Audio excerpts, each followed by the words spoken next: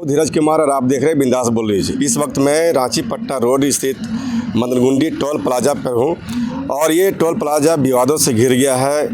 स्थानीय वाहनों के मालिकों और टोल प्लाजा के बीच सहमति नहीं बनने के कारण आज सर्वदलीय धरना प्रदर्शन का आयोजन किया गया है।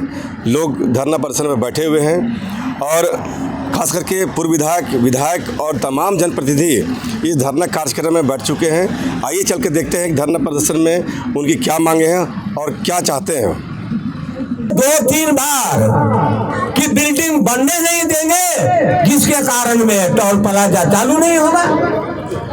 ये हम लोगों ने काम किया है, ऐसा बात नहीं है कि हम विधायक थे तो नहीं काम किया। अमित के साथ हम लोग ने 2-3 बार आकर के इस काम का विरोध करने का काम किया कि ना बांस रहेगा ना बांसुरी बजेगी।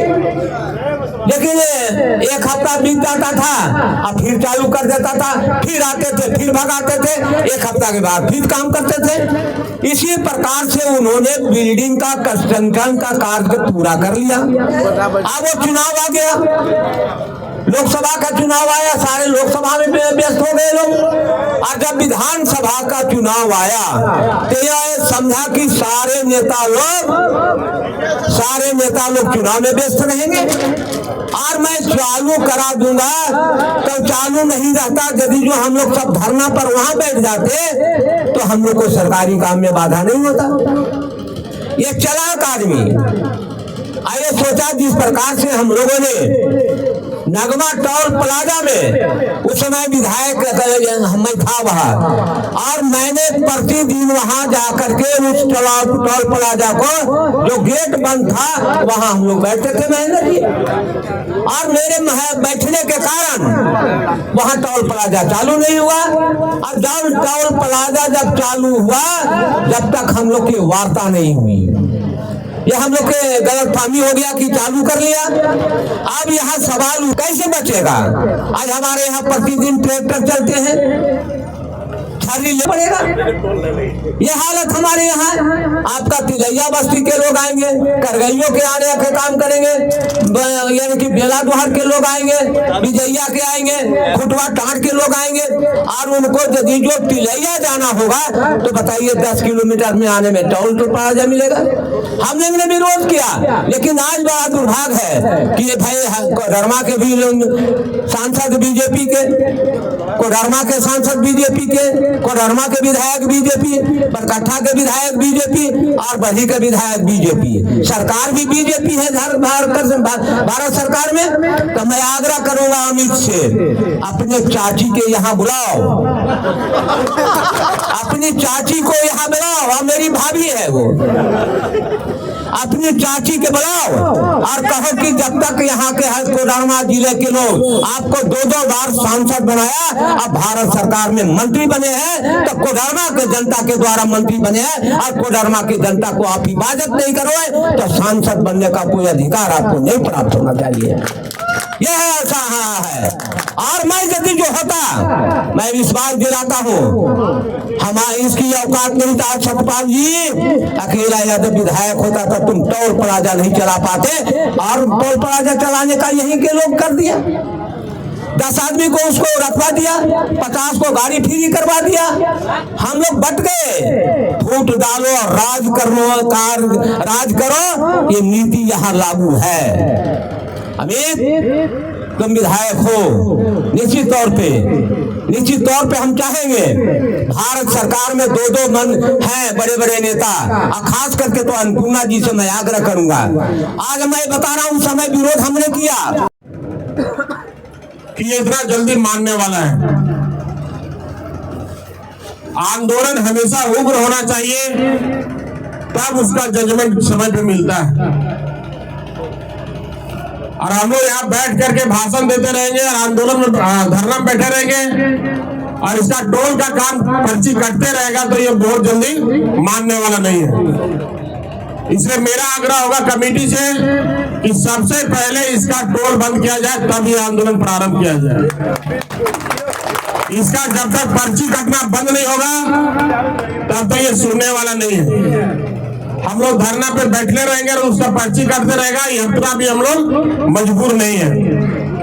हमारा कहना है कि कहीं भी देखिए, आज यहाँ पे टोल देखिए, आप नगवा में टोल देखिए, हम लोग बांसडी पावर प्लांट में देखिए, आप कोयला खदानों में जाकर के बड़का गांव से पतरातू से लेकर के बोकारो और धनबाद तक जाकर के गिरिडीह तक कोई भी झारखंड के आदमी को इंसाफ और मजदूरी का काम और वहां नौकरी का काम और ठेकेदारी का काम नहीं मिलता है। सारा बाहरी लोग आके काम करता है और सिर्फ एक नीति है कि स्थानीय लोगों में फूट डालो और राज करो। वहां के लोग आते हैं, यहाँ के लोगों को चमचा बना लेते हैं और वही चमचा लोग इसको पीछे पीछे घूमता है और उसको मालिक समझ बैठता है। यही भूल होता है यहाँ के झारखंड के लोगों को।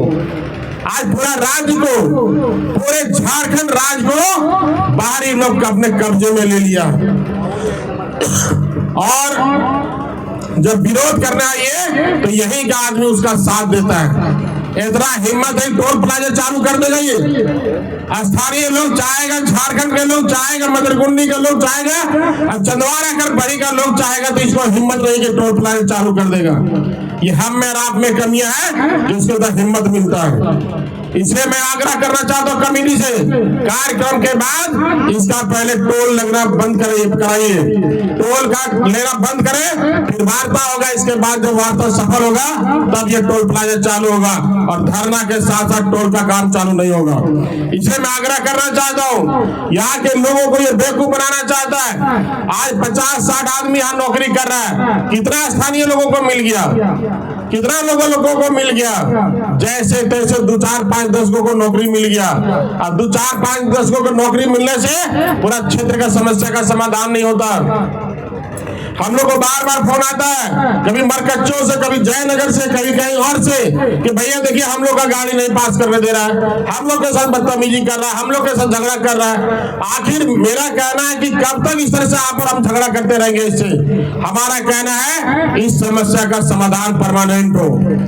कैसे हम लोग बैठ करके यहाँ पे कोडरमा के साथ साथ बरी का, बरकट्टा का, चौपारण का, जितना भी हमारे क्षेत्र में लोगों का आवागमन इस क्षेत्र से उस क्षेत्र में है, सभी लोगों का यहाँ पे छूट हो तभी हम लोग टोल चालू करने देंगे। अन्यथा एक बार अगर टोल चालू कर देगा ये तो फिर किसी का सुनने वाला नहीं है।